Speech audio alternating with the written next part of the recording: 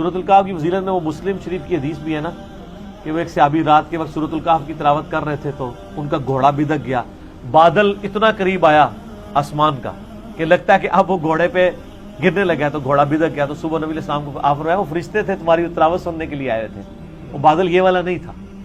نبی علیہ السلام جب تک دنیا میں موجود تھے اس وقت صحابہ کے ساتھ بھی ایسے واقعات ہوا کرتے تھے، کیونکہ صحابہ کو اللہ تعالیٰ نے امت کے اوپر یعنی دعوت کا ذریعہ بنانا تھا، ان کا ایمان بہت ہائی لیول کا تھا۔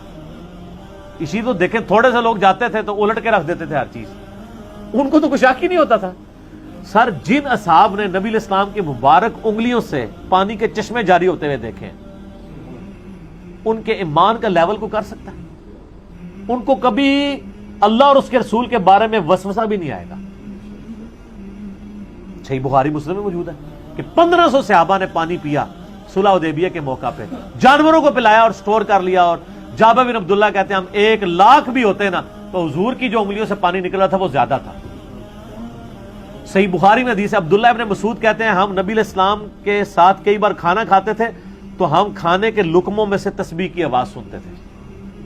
آپ امیجن کریں کہ آپ چاول کھا رہے ہیں اور چمچ منہ کے قریب آئی ہے تو چمچ میں سے آواز آئے سبحان اللہ و بحمدہ سبحان اللہ العظیم، اور زمانہ وہ ہو جب کوئی ٹیپ ریکارڈر بھی نہیں ہے، آج کی ٹیکنالوجی کی بات نہیں ہو رہی، تو ان اصحاب کا پھر لیول کس لیول پہ ہو؟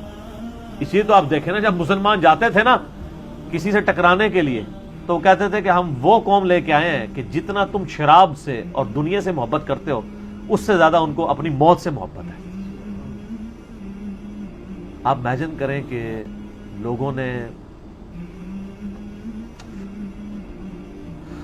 ہم تو اپنی بیوی بچے چھوڑ کے دوسرے شہر میں نہیں جاتے، آپ امیجن کریں کہ جو لوگ جنگ قادسیہ میں پرشین امپائر کے خلاف لڑنے کے لیے گئے ہیں سعد بن ابی وقاص کی قیادت میں، 8,500 مسلمان اس میں شہید ہوئے ہیں کئی ہاتھیوں کے نیچے آ کے۔ آج ان 8,500 کا ڈیٹا ہمارے پاس نہیں ہے، صرف ایک فگر پتا ہے، ان کی بیویاں بھی تھیں، ان کے بچے بھی تھے، ان کے ماں باپ بھی تھے، اور جب وہ پرشیا جا رہے تھے آخری ملاقات ہی کر کے گئے ہوں گے، کوئی انٹرنیٹ نہیں، کوئی فون نہیں، یہ بھی نہیں پتا کہ واپس آنے کے لیے، اور اللہ کے ساتھ ان کی کمٹمنٹ کیسی تھی۔ وہ کہتے تھے خیر ہے، ہم تو خیر یہ کہانی کے طور پہ ہی کہہ رہے ہوتے ہیں، ایمان اگر ہو تو ہم ایسی ہماری زندگی نہ گزرے۔ ان کو پتا ہوتا تھا کہ یار خیر ہے، ہم مریں گے، کچھ عرصے بعد ہمارے بیوی بچے بھی مر کے ہمارے پاس ہی آ جائیں گے تو اللہ کے حضور جنت میں ملیں گے۔ ہم صرف سبحان اللہ ہی کہتے ہیں، ہمارا یقین ایسا نہیں ہوتا۔ آپ دین کے لیے تھوڑا سا وقت زیادہ لگا دیں تو بیویاں ناراض ہو جاتی ہیں، کدھر رہ گئے تھے؟ اور وہی بندہ اگر یہ کہے کہ میں آج وہ 3-4 ذرا بھاری گاہک آگے تھے اس کی وجہ سے رکنا پڑ گیا، تو نہ بیوی ماشاءاللہ ملک شیک بھی بنا کے سامنے رکھے گی کہ میرا خامد بڑی محنت کر کے آیا ہے۔ سر چیک کر لیں، اور اگر دین سے ہو کے آ رہا ہے تو شاید آپ سے روٹی بھی چھین لے کہ جتنے بیٹھے ہیں نا جنہوں کو روٹی کھا کے آنی سی نا۔ یہ دو معیار ہیں ہمارے دین اور دنیا کے اعتبار سے، اور پھر بھی ہم کہتے ہیں کہ جناب غلامی رسول میں موت بھی قبول ہے، موت قبول ہے بس، اور کچھ بھی قبول نہیں ہے، اس لیے کہ موت کی نوبت ہی نہیں آنی، وہ تو دے کے جانے دینے والے، ٹھیک ہے نا جی۔ موت تو وقت پہ آنی ہے، کہاں اپنا ٹائم دینا ہے، ٹائم دینا اصل میں مسئلہ ہے۔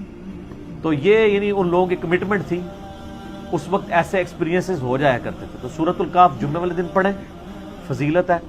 جمعرات والے دن مغرب سے لے کے جمعے کی مغرب سے پہلے پہلے کسی بھی وقت آپ پڑھ سکتے ہیں، ٹھیک ہے نا۔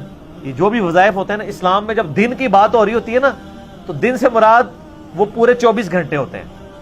اسلام میں 24 گھنٹے سٹارٹ ہوتے ہیں ایک مغرب سے اگلی مغرب تک۔ اچھا آپ کو بتاؤں، آج بھی مدینہ شریف میں گھڑی لگائی ہوئی ہے انہوں نے روزہ شریف میں، وہ باب ابو بکر کی طرف، اس کی ٹائم روزانہ آگے ایک بندہ سیٹ کرتا ہے، وہ مغرب سے مغرب 24 گھنٹے چلتے ہیں، ٹھیک ہے۔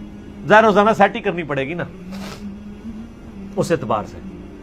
تو باقی گھڑیاں جو ہیں وہ ہمارے شمسی اعتبار سے چل رہی ہوتی ہیں۔ تو جتنے وظائف آتے ہیں نا کہ یہ فلاں کام جمعے والے دن کرنا ہے، تو جمعے کے دن سے مراد ہے ایون یہ غسل والا معاملہ بھی، اگر کوئی جمعے کے دن کو غسل نہیں کر سکتا تو جمعے اور جمعرات کی درمیانی رات کو غسل کر لیں۔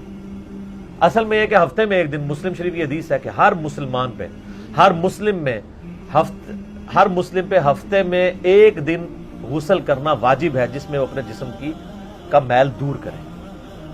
وہ آپ کسی بھی دن کر سکتے ہیں، لیکن سب سے بہتر ہے کہ آپ جمعے والے دن کریں. ویسے مسلمان تو آپ کو پتہ ہے پانی کی مچھلی ہے، مسلمان کا تو گزارا ہی نہیں ہوتا غسل کے بغیر. ٹھیک ہے.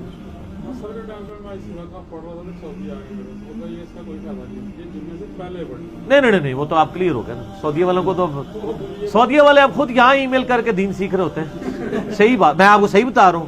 دین یونیورسٹی سے اسٹوڈنٹس کے فون آتے ہیں، وہ کہتے ہیں یہ بات آپ نے کہا کہ ہمارے استاد کہتے ہیں کہاں لکھی ہے. وہ پھر پوچھتے ہیں کون دستا ہے تو. ٹھیک ہے نا. تو سعودیہ والے اگر عرب کے لوگوں میں اس اعتبار سے بعد میں شروع کے لوگوں نے تو یقیناً دین انہوں نے اٹھایا، اگر کوئی تاڑ ہوتی نا تو آج یہاں پہ حدیث کی کتابیں کسی عربی کی پڑھی ہوتی. یہ اہل سنت کی 6 کتابیں نان عربک کی ہیں. امام بخاری رشیا کے ہیں، امام مسلم ایران کے ہیں، امام ابو داؤد اور امام ترمذی افغانستان کے ہیں. اندازہ کریں. اور سعودی عرب کا جب چینل چلتا ہے نا، آپ کو پتا ہے، آپ اگر چینل دیکھیں نا، اذان اور نماز میں جب وقفہ ہوتا ہے نا تو حدیثیں چل رہی ہوتی ہیں. حدیث بیان کر کے اینڈ پہ کہتا ہے رواہ البخاری، رواہ المسلم. کوئی عربی تو نہیں دونوں. تو سر جادو وہ جو سر چڑھ کے بولے. اللہ کے ساتھ کسی کی رشتہ داری نہیں، کوئی عربی ہو یا اجمی ہو. اللہ کے ساتھ اس کا رشتہ پکا ہے جو دین کے لیے کمٹمنٹ کرے، ورنہ تو اللہ تعالیٰ عربیوں پہ ہی ہاتھ رکھتا. ٹھیک ہے نا. یہ اللہ تعالیٰ کی کرم نوازی ہے کہ عربیوں کو اٹھائے یا اجمیوں کو، جو اللہ کے لیے